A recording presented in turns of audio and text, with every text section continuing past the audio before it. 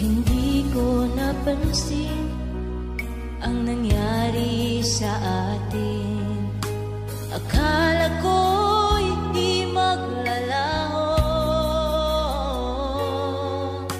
Pag-ibig mo, sinta, ang tanging pag-asa.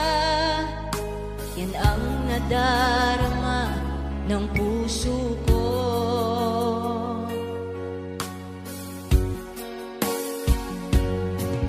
Sabi mo